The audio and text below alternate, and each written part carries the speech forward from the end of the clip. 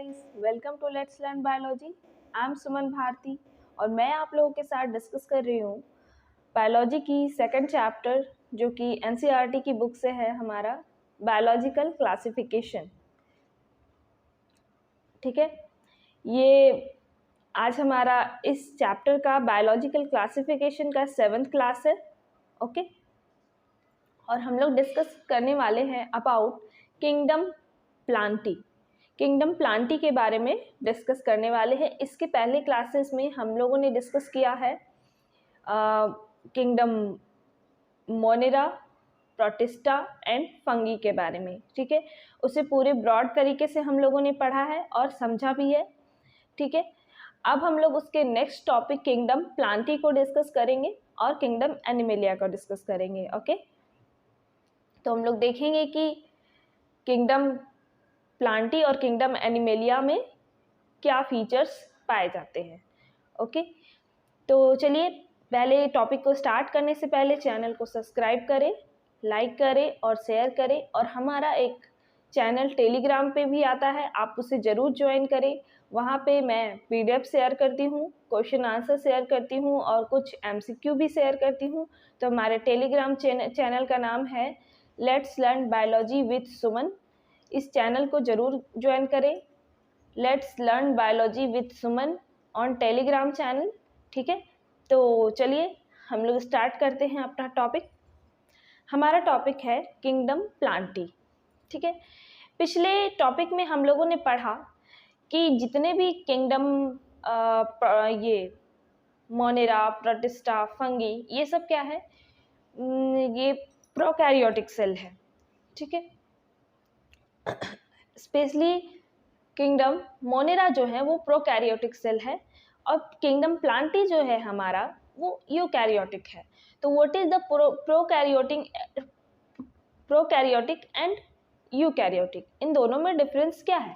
तो प्रोकैरियोटिक उसे कहते हैं जिसमें सेल ऑर्गेनेल्स डिफाइंड नहीं होते, उनमें कोई भी किसी भी तरह का सेल ऑर्गेनेल्स डिफाइंड मीन्स उसमें नहीं पाया जाता, जैसे कि Golgi apparatus, nucleus, mitochondria and और भी अदर जितने भी सेल बॉडी हैं, सेल पार्ट्स हैं, वो उसमें डिफाइंड नहीं होते हैं। बट इन यूकैरियोटिक एनिमल्स में क्या होते हैं, यूकैरियोटिक ऑर्गेनिज्म में क्या होते हैं कि उनमें सेल ऑर्गेनेल्स डिफाइंड होते हैं, उनमें nucleus, nuclear membrane, Golgi body और भी बहुत सारे माइटोकॉन्ड्रिया, ये सारी चीज़ डिफाइंड होते हैं, उनमें वो सब चीज़ें पाई जाती है, इसलिए उन्हें यूकैरियोटिक में बांटा जाता है। ठीक है, और जो सिंगल सेल्ड ऑर्गेनिज्म होते हैं उनमें ये सारी चीज़ें डिफाइंड नहीं होती, इसलिए उन्हें प्रोकैरियोटिक में रखा जाता है। ठीक है, तो चलिए हम लोग स्टार्ट करते हैं।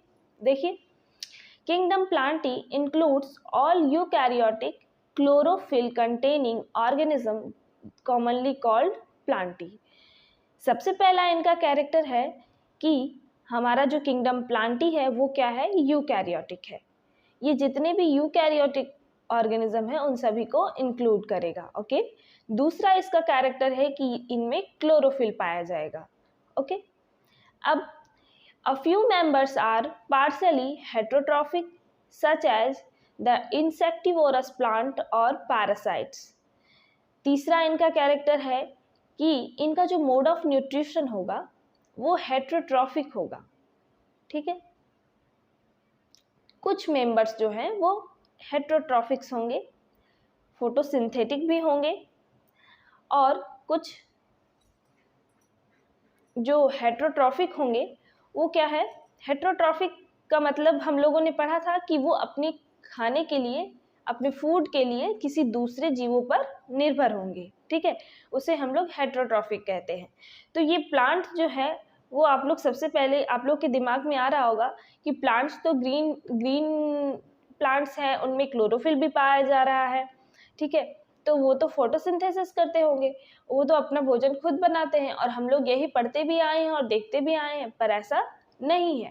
हाँ, वो फोटोसिंथेसिस करते हैं, पर कुछ ऐसे प्लांट्स हैं, कुछ सम प्लांट्स जो कि क्या है, हेट्रोट्रॉफिक न्यूट्रिशन को शो करते हैं, वो अपने भोजन के लिए किसी दूसरे जीवों पर निर्भर रहते हैं। तो हम लोग उस प्लांट के बारे में देखेंगे। चलिए देखते हैं कि वो ऐसे कौन से प्लांट्स हैं जो हेटेरोट्रॉफिक होते हैं। तो इसमें दिया गया है सच एज इंसेक्टिवोरस प्लांट्स और पैरासाइट्स। कुछ प्लांट्स क्या है, इंसेक्टिवोरस और पैरासाइट्स भी होते हैं, मीन्स वो इंसेक्ट को खाने वाले होते हैं। इंसेक्टिवोरस और पैरासाइट्स मीन्स दूसरे पौधों में उग करके उनका भोजन ग्रहण करते हैं, दूसरे लिविंग चीज़ों पे उग के अपना भोजन ग्रहण करते हैं। तो देखिए एग्जाम्पल में कौन सा है हमारा, bladderwort and Venus flytrap are the example of insectivorous plants. Bladderwort और वेनस फ्लाई ट्रैप एक ऐसे प्लांट्स है जो इंसेक्टिवोरस का एग्जाम्पल है।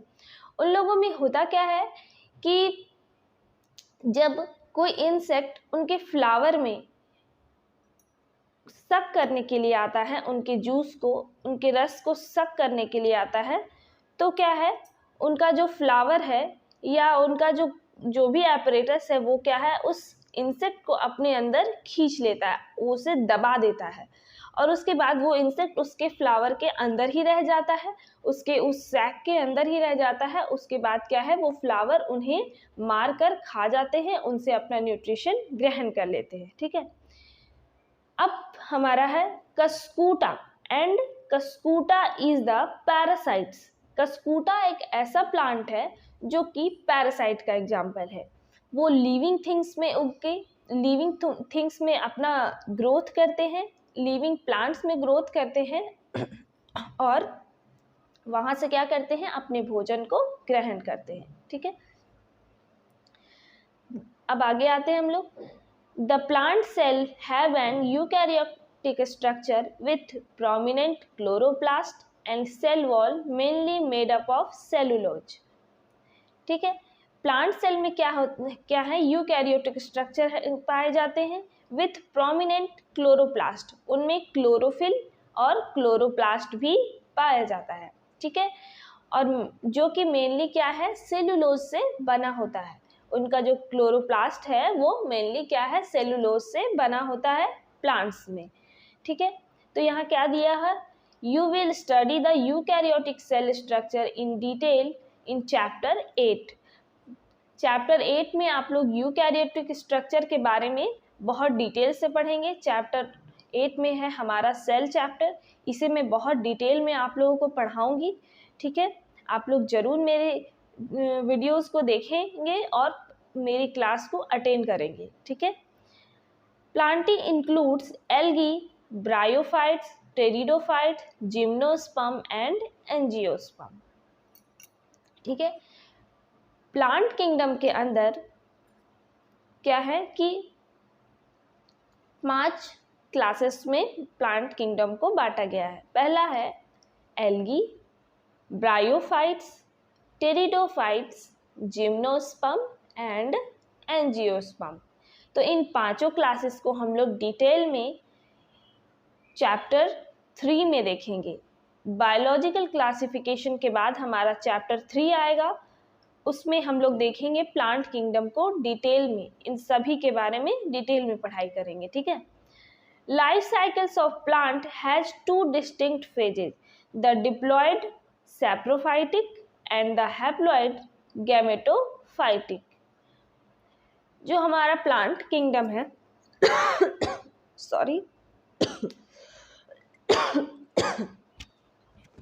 वो क्या है, उनमें डिप्लॉयड और हैप्लॉयड 2 स्ट्रक्चर्स पाए जाएंगे। ठीक है, तो डिप्लॉयड सैप्रोफाइटिक होंगे वो और हैप्लॉयड गैमेटोफाइटिक होंगे। इन सभी के बारे में हम लोग आगे के चैप्टर में अच्छे तरह से डिटेल में पढ़ेंगे। That alternate with each other, the length of the haploid and diploid phases and whether these phases are free living or dependent on others vary among different groups in plants. The phenomena is called alternation of generation। ठीक है, ये जो phases है haploid और diploid phases का, वो क्या है, अल्टरनेट करेंगे विथ ईच अदर, एक दूसरे से अदला बदली करेंगे। ठीक है, तो इस फेजेस को क्या कहते हैं हम लोग? Alteration of generation. इस फेनोमेना को क्या कहेंगे? Alteration of generation. ठीक है, तो you will study the further details of this kingdom in chapter 3। आप लोग चैप्टर 3 में डिटेल के से इस चैप्टर को पढ़ेंगे। हम लोग अच्छे से जानेंगे कि प्लांट किंगडम क्या है। ठीक है, चलिए हम लोग थोड़ा एनिमल किंगडम के बारे में भी जान लेते हैं कि व्हाट इज एनिमल किंगडम। ठीक है, the kingdom is characterized by heterotrophic eukaryotic organisms that are multicellular and their cell lack of cell wall। इनका क्या क्या कैरेक्टर्स है कि सबसे पहले तो ये यूकैरियोटिक होंगे। ठीक है, प्लांटी क्या है एनिमलिया जो है वो यूकैरियोटिक होंगे। सेकंड कैरेक्टर है ये हेट्रोट्रॉफिक न्यूट्रिशन को शो करेंगे। ये अपने भोजन के लिए दूसरे जीवों पर निर्भर करेंगे, प्लांट पे या एनिमल्स पे निर्भर रहेंगे। ठीक है, ये अपना भोजन खुद से नहीं बनाते हैं, ये फोटोसिंथेसिस की क्रिया नहीं करते हैं। राइट, अब क्या है कि ये मल्टीसेलुलर होंगे। इनका तीसरा कैरेक्टर है कि ये मल्टीसेलुलर होंगे। चौथा कैरेक्टर है कि इनमें सेल वॉल्स नहीं पाए जाएंगे।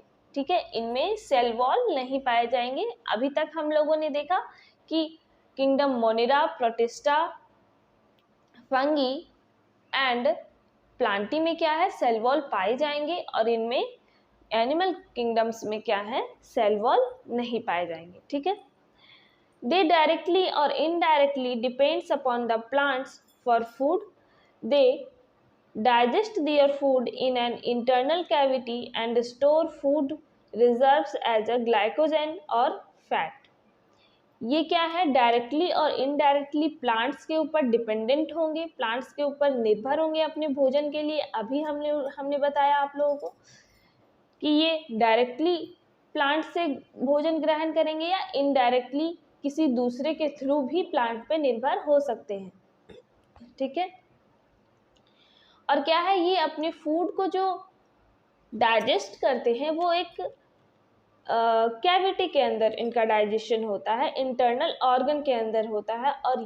और एनिमल किंगडम क्या है, अपने फूड को रिजर्व करके रखते हैं, अपने फूड को रिजर्व करके ग्लाइकोजन या फैट के रूप में अपनी बॉडी में रिजर्व करके रखते हैं।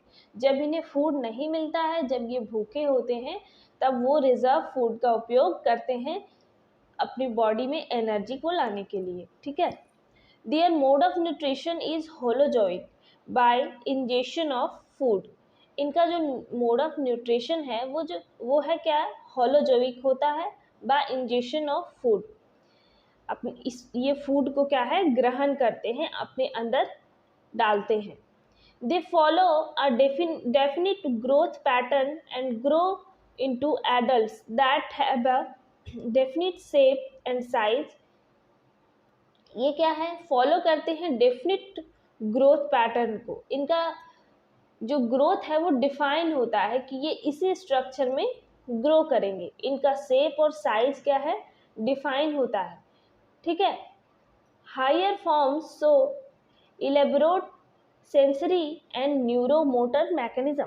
Most of them are capable of locomotion. जो हायर फॉर्म्स होते हैं एनिमल्स के, वो क्या है, elaborate sensory and neuromotor mechanism को शो करते हैं। फॉर एग्जांपल, हम ह्यूमंस क्या हैं, हमें मतलब हायर फॉर्म्स, पूरा इलेबोरेट फॉर्म्स में क्या है, सेंसरी मोटर्स, ब्रेन है हमारे पास।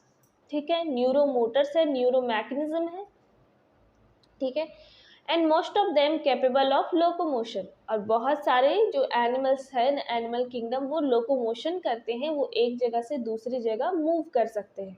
राइट, तो the sexual reproduction is by copulation of male and female followed by embryological development. ठीक है, इनमें सेक्सुअल रिप्रोडक्शन पाया जाता है जिसमें कि कॉपुलेशन करते हैं मेल और फीमेल पार्टनर्स, और फाइनली एम्ब्रियोलॉजिकल का डेवलपमेंट होता है, एम्ब्रायो का डेवलपमेंट होता है, जिस प्रोसेस को क्या कहते हैं, embryological development.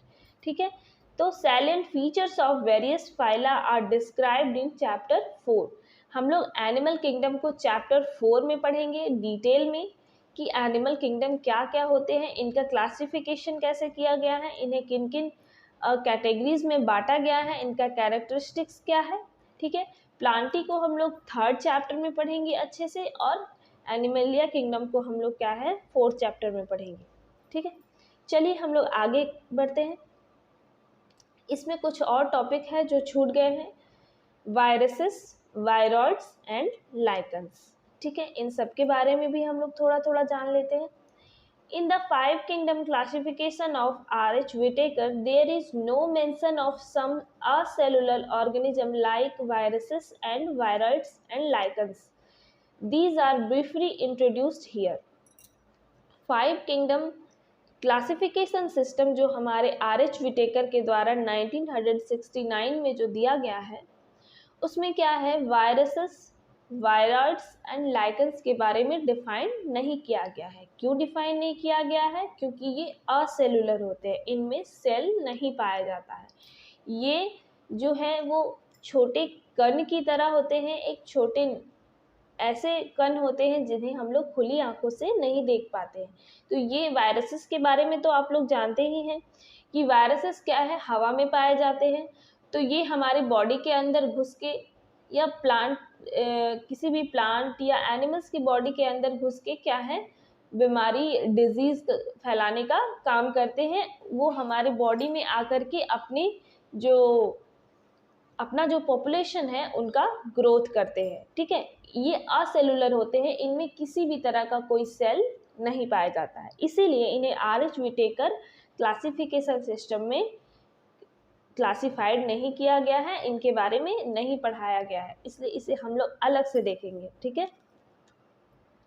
All of us who have suffered the ill effect of common cold or flu know what effects viruses can have on us, even if we do not associate it with our condition. कुछ ऐसे लोग जो common cold, सर्दी, flu, इन सभी चीज़ों से सफ़र कर रहे हैं, वो सब क्या है कि वो सारे इफ़ेक्ट क्यों है, वायरसेस की वजह से। वायरसेस की वजह से हम कॉमन कोल्ड या फ्लू से क्या है इफ़ेक्ट हो जाते हैं, हम उस चीज़ से सफ़र करते हैं। Viruses did not find a place in classification since they are not truly living.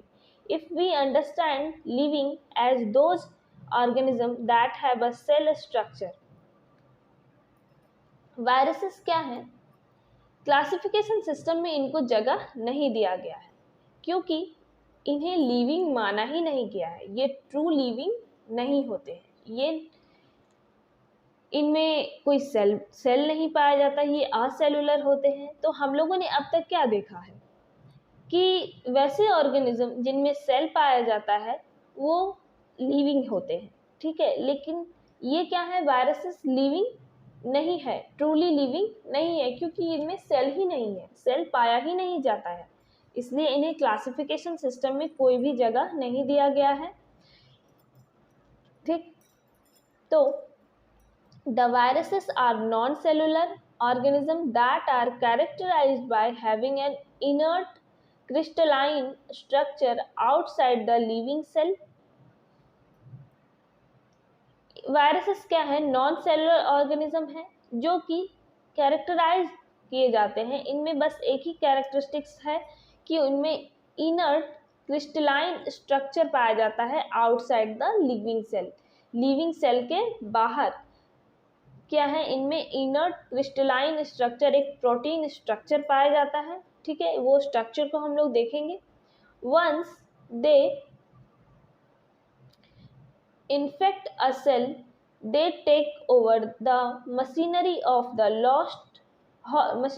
the host cell to replicate themselves, killing the host.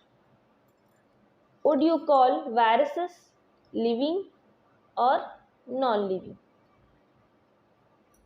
ये इनमें क्या है, एक क्रिस्टलाइन स्ट्रक्चर पाया जाता है जो कि सेल से बाहर होता है, सेल बॉडी से बाहर इनमें क्या है, एक क्रिस्टलाइन स्ट्रक्चर पाया जाता है। जब ये किसी सेल के अंदर जाते हैं तो ये रेप्लिकेट करते हैं अपने आप को, उनसे उनके लिविंग सेल के अंदर जा कर के अपनी मशीनरी को क्या है वो रेप्लिकेट करते हैं और उन्हें किल कर देते हैं, होस्ट बॉडी को क्या है किल कर देते हैं। तो क्या आप लोग कह सकते हैं कि वायरसेस जो है एक्चुअली लिविंग है या नॉन लिविंग है? ये ट्रूली लिविंग इन्हें इसलिए नहीं माना गया है क्योंकि ये जब हमारी बॉडी के बाहर रहते हैं तो इनएक्टिव फॉर्म में रहते हैं, इनमें किसी भी तरह का ग्रोथ, रिप्रोडक्शन या कोई भी एक्टिविटी नहीं होती है। लेकिन जब ये हमारी बॉडी के अंदर आते हैं तो क्या है, इनका ग्रोथ और रिप्रोडक्शन स्टार्ट हो जाता है और ये होस्ट बॉडी को क्या है किल कर देते हैं। ठीक है, तो इन्हें क्या है ट्रूली लिविंग नहीं माना गया है। The name virus, that means venom or poisonous fluid, was given by Pasteur D.J. Ivanovsky in 1892, recognized certain microbes as casual organism of mosaic disease of tobacco। क्या है, वायरसेस का जो नाम है वो वेनम और पॉइजनस फ्लूइड के नाम से इन्हें जाना जाता है और ये नाम है सो पास्टर डीजे इवानस्की के द्वारा 1892 में दिया गया है। तो सबसे पहले वायरसेस को किन्होंने खोजा? पास्टर डीजे इवानस्की के द्वारा 1892 में इन्हें देखा गया था। ठीक है,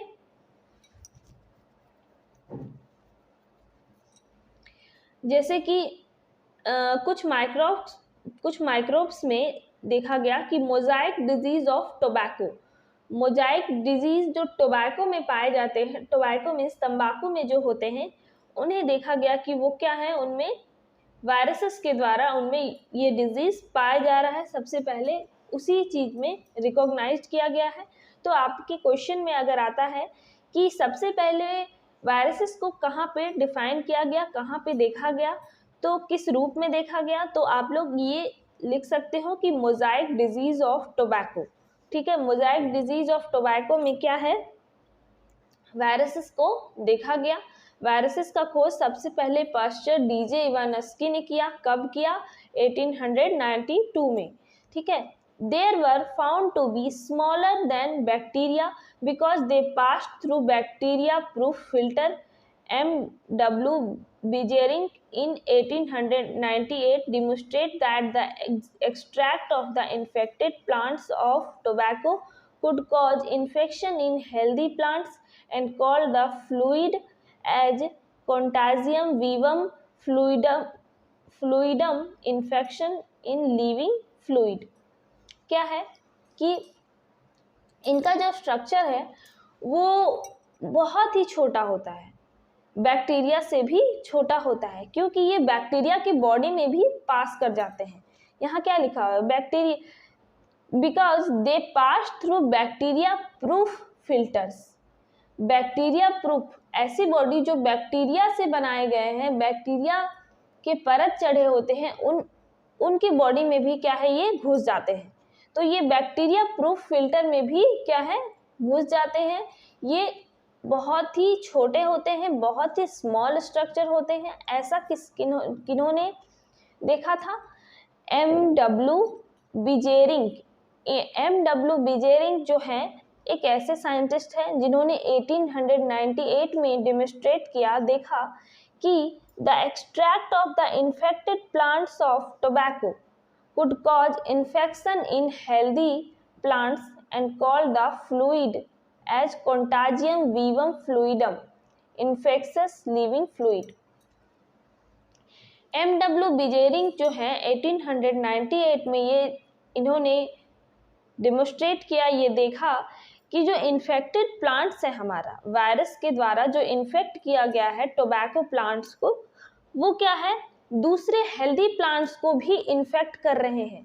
दैट मीन्स उनमें जो वायरसेस पाए जाएंगे वो क्या है दूसरे हेल्दी प्लांट्स में मूव करके, ग्रो करके, उनके फ्लूइड से कांटेक्ट करके क्या है उस बैक्टीरिया प्रूफ फिल्टर में भी एंटर कर जा रहे हैं और ग्रो भी कर रहे हैं। तो उस फ्लूइड का, जिस फ्लूइड के द्वारा वो कंटाजियम हो रहे हैं, मीन्स कि वो इन्फेक्ट कर रहे हैं हेल्दी प्लांट्स को, उस फ्लूइड का नाम है कंटाजियम वीवम फ्लूइडम।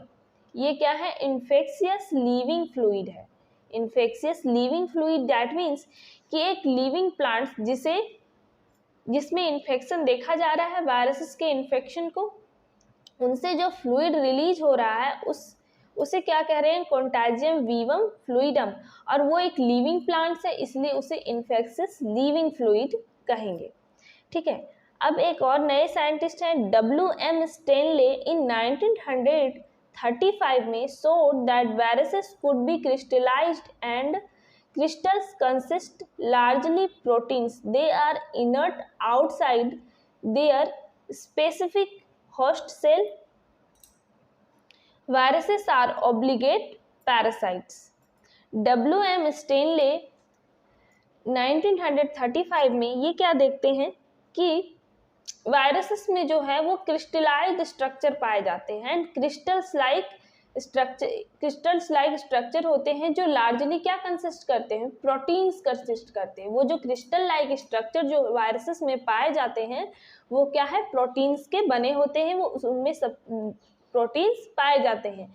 जब वो स्पेसिफिक होस्ट सेल के अंदर जाते हैं तो क्या है? वो अपनी संख्या को ग्रो करते हैं, अपनी पॉपुलेशन को ग्रो करते हैं, वहीं पे वो ग्रोथ करते हैं, वहीं से वो भोजन ग्रहण करते हैं उस लिविंग सेल से ही, और वहीं पे अपना रिप्रोडक्शन स्टार्ट करते हैं। ठीक है। तो इन्हें क्या कहा जाता है? Obligate parasites. ये भी एक तरह से पैरासाइट ही है। ये हमारे बॉडी में जाते हैं और हमारी बॉडी की सारी एनर्जी, हमारी सारी भोजन को क्या है? ग्रहण करते हैं, पर हमें नुकसान भी पहुंचाते हैं। ठीक है। ऐसे पैरासाइट्स हैं जो कि हमारे घर में रह के खाना भी खा रहे हैं और हमारे घर को नुकसान भी कर रहे हैं। ठीक है। इसलिए इन्हें क्या कहा गया है? Obligate parasites. ठीक है। वायरसेस का जो स्ट्रक्चर है ये आप लोग देखिए, ये स्ट्रक्चर है वायरसेस का। ठीक है। पहला स्ट्रक्चर है टोबैको मोजाइक वायरस TMV का ये स्ट्रक्चर है जिसमें RNA है और कैप्सिड पाया जाता है। RNA मॉलिक्यूल्स है इनमें। दूसरा है हमारा बैक्टीरियोफेज वायरसेस। इनमें इनका स्ट्रक्चर देखिए क्रिस्टलाइन शेप में है। ठीक है। ये ऊपर का हेड है, कॉलर है, सीथ एंड टेल फाइबर्स। ठीक है। इन सभी के बारे में भी हम लोग आगे के चैप्टर में डिटेल से पढ़ेंगे। ठीक है। चलिए हम लोग कुछ और देख लेते हैं। In addition to proteins, viruses also contains genetic material that could be either RNA और DNA। वायरसेस में क्या है? प्रोटीन्स तो पाए ही जाते हैं, लेकिन साथ ही साथ उनमें कुछ जेनेटिक मटेरियल्स भी पाए जाते हैं जो कि RNA या DNA के फॉर्म में हो सकते हैं। उनमें RNA भी पाए जाते हैं और DNA भी पाए जा सकते हैं। No virus contains both RNA and DNA। किसी भी वायरस में दोनों RNA और DNA दोनों स्ट्रक्चर नहीं पाए जाते हैं। ठीक है। सिर्फ या तो RNA होंगे या फिर DNA होंगे। A virus is a nucleoprotein and the genetic material is infectious. Viruses क्या होंगे? न्यूक्लियोप्रोटीन होंगे। उनमें प्रोटीन का स्ट्रक्चर पाए जाएंगे और उनका जो जेनेटिक मटेरियल है वो क्या है? इन्फेक्शियस होगा, इन्फेक्शन करने वाला होगा। ठीक है।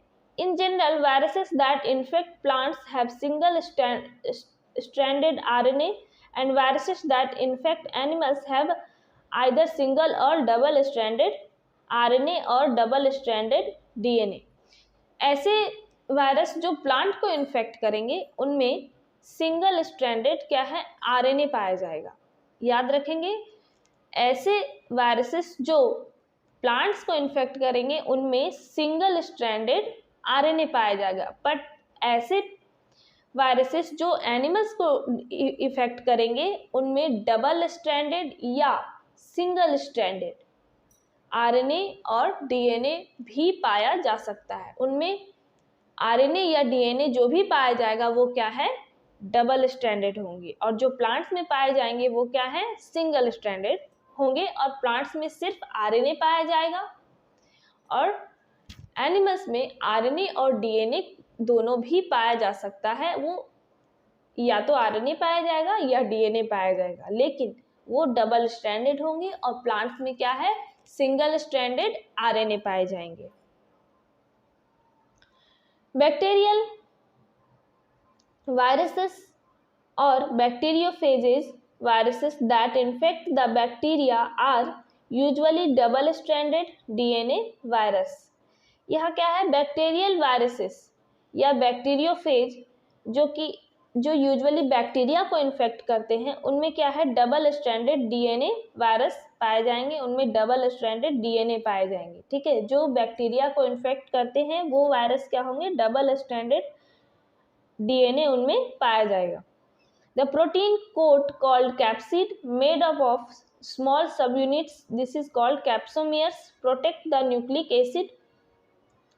वायरसेस के ऊपर जो प्रोटीन का जो कोट होगा, प्रोटीन का स्ट्रक्चर जो होगा, उन्हें क्या कहेंगे, कैप्सिड कहेंगे, और वो बहुत सारे छोटे छोटे सब यूनिट से बने हुए होंगे जिसे हम लोग कैप्सोमियर्स कहेंगे। ठीक है, जो क्या है, वो प्रोटीन क्या करते हैं, उनके न्यूक्लिक एसिड को प्रोटेक्ट करने का काम करते हैं। वो कैप्सोमियर जो है उनके न्यूक्लिक एसिड को प्रोटेक्ट करने का काम करते हैं। These capsomeres are arranged in helical और polyhedral geometric forms. Viruses causes disease like mumps, smallpox, herpes and influenza adds in humans in also causes by viruses। Viruses क्या है, वो बहुत सारे डिजीज कॉज्ड करेंगे, जो एग्जाम्पल में है mumps, small pox, herpes and influenza, और एड्स जो हमारे ह्यूमंस में पाए जाते हैं, एड्स, वो भी क्या है, वायरसेस के थ्रू होते हैं। एचआईवी वायरस, ठीक है, इनका नाम तो आप लोगों ने सुना होगा। ठीक है, कुछ प्लांट्स पे एग्जांपल देख लेते हैं हम लोग। In plants the symptoms can be Mosaic formation, leaf rolling and curling, yellowing and when clearing, dwarfing and stunted growth. Plants में जब वायरसेस का इन्फेक्शन होता है तो उनमें लीफ कर्ल हो जाता है, लीफ येलो हो जाता है, जैसे बिना टाइम पूरा हुए वो क्या है, बूढ़े हो जाते हैं प्लांट्स, उनका जो लीफ है वो झड़ जाता है। उनमें डॉर्फिंग मीन्स कि उनमें उनका जो ग्रोथ है वो छोटा ही रह जाता है, वो फ्रूट को नहीं जनरेट कर पाते हैं। तो कुछ ऐसे बहुत सारे एग्जाम्पल है वायरसेस के जो प्लांट्स में इन्फेक्ट करते हैं। ठीक है, अब हम लोग आगे देखेंगे। Viroids in 1971 Theo Dinner discovered a new infectious agent that was smaller than viruses and caused potato spindle tuber disease। Viroids एक और कंपोनेंट है जो कि 1971 में टियो डिनर के द्वारा डिस्कवर्ड किया गया। 1971 में टियो डिनर के द्वारा खोजा गया और ये एक न्यू इन्फेक्शियस एजेंट है जो कि वायरसेस से भी स्मॉल होते हैं। वायरसेस से भी उनका स्ट्रक्चर क्या है, स्मॉल होता है वायरॉइड्स का, और ये पोटैटो में डिजीज का कॉज करते हैं, जिससे पोटैटो स्पिंडल ट्यूबर डिजीज करते हैं। It was found to be free RNA. इनमें क्या है, फ्री आरएनए होता है। इनमें वायरसेस में क्या है, फ्री आरएनए पाया जाता है। It lack the protein code that is found in viruses, hence the name is viroids. इनमें जो है प्रोटीन का कोट नहीं पाया जाता है, इनमें सिर्फ आरएनए पाया जाता है, इसलिए इनका नाम क्या है, वायरॉइड्स रखा गया है।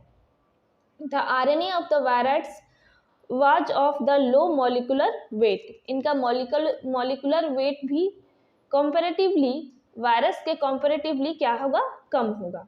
ठीक है, अब चलिए हम लोग लाइकेंस के बारे में देखते हैं। Lichens are symbiotic association, that is mutually useful association between the algae and fungi. The algal component is known as phycobiont and fungal component is called mycobiont, which are autotrophic and heterotrophic respectively. Lichens जो क्या है, एक सिम्बायोंट means कि एक combination है algae और fungi का। ये दोनों मिलके एक साथ रहते हैं, उन्हें क्या कहते हैं हम लोग, लाइकेंस कहते हैं। म्यूचुअली एसोसिएशन है, ठीक है। तो द एल्गल कंपोनेंट्स जो है हमारा, जो एल्गी का कंपोनेंट होगा उसे क्या कहेंगे, फाइकोबायोंट, और जो फंगल कंपोनेंट होगा उसे क्या कहेंगे, माइकोबायोंट। तो जो हमारा एल्गी होगा वो ऑटोट्रॉफिक होगा, ठीक है, और जो फंगी होगा वो हेटेरोट्रॉफिक होगा। मीन्स कि एल्गल कंपोनेंट जो होगा वो अपना भोजन खुद बना के ग्रहण करेगा, और जो माइकोबायोंट होगा, जो फंगी होगा वो हेटेरोट्रॉफिक होगा, वो अपने भोजन के लिए उसी एल्गी पर डिपेंडेंट रहेगा। Algae prepare food for fungi and fungi provide shelter and absorb mineral nutrients and water for its partner. देखिए क्या हो रहा है यहाँ पे कि एल्गी क्या है, वो फूड का प्रिपरेशन करेगा, वो भोजन बनाएगा, ठीक है, और फंगी क्या है, उस भोजन को खाएगा। और एल्गी क्या है, फंगी क्या है, एल्गी को शेल्टर प्रदान करेगा, वो उसे रहने की जगह देगा। दैट मीन्स कि अगर कोई दो व्यक्ति है, ठीक है, एक के पास भोजन है और एक के पास घर है, तो जिसके पास भोजन है वो क्या है, जिसके पास घर है वो दोनों एक दूसरे से हाथ मिला लेंगे, तो एक भोजन दे देगा और एक रहने के लिए जगह दे देगा। तो दोनों को क्या है, यहाँ पे फायदा हो रहा है, दोनों एक साथ रह करके एक दूसरे की मदद कर रहे हैं, और ये क्या है, एक सिम्बायोंट का निर्माण करेंगे, ठीक है। So close is to their association that it one saw lichens in nature, one would never imagine that they had two different organisms within them. Lichens are very good pollution indicators. They do not grow in polluted area. इन दोनों का जो association है वो कुछ इस तरह से पाए जाते हैं, कुछ इस तरह से ये होते हैं कि कोई देख करके ये बता नहीं सकता कि ये दो अलग अलग ऑर्गेनिज्म एक साथ रह रहे हैं, ठीक है, कुछ ऐसा इनका स्ट्रक्चर होता है। और लाइकेंस कहाँ ग्रो करते हैं, जहाँ की पॉल्यूशन नहीं होता है, जहाँ पे पॉल्यूशन नहीं होता है ये उस एरिया में क्या है, लाइकेंस ग्रो करते हैं। लाइकेंस एक्चुअली होते क्या है, लाइकेंस एक रेड कलर का स्ट्रक्चर होता है, एक ब्राउनिश कलर का स्ट्रक्चर होता है जो प्लांट्स के बॉडी में पाए जाते हैं। तो वो पॉल्यूटेड एरिया, जैसे कि ऐसे एरिया जहाँ पे फैक्ट्रीज हैं या फिर ज़्यादा गाड़ियाँ चलती हैं, तो इन सब एरियाज में ये नहीं पाए जाते। ये अनपॉल्यूटेड एरिया में जहाँ की हवा शुद्ध है, जहाँ की ह्यूमंस का इंटरफेरेंस नहीं है, उस जगह पे लाइकेंस को देखा जाएगा, ठीक है। तो लाइकेंस क्या है, एक पॉल्यूशन इंडिकेटर का काम भी करता है कि अगर कहीं लाइकेंस ग्रो कर रहे हैं दैट मीन्स यहाँ पॉल्यूशन कम है, अगर लाइकेंस नहीं है दैट मीन्स कि वहाँ का पॉल्यूशन बहुत हाई है, ठीक है। तो चलिए ये हमारा लास्ट था, ये हमारा चैप्टर यहाँ समाप्त होता है। आई होप कि आप लोगों को ये चैप्टर अच्छे से समझ में आया होगा। अब मैं इस चैप्टर का क्वेश्चन आंसर करवाऊंगी, एक क्लास में उसका लूँगी, ठीक है।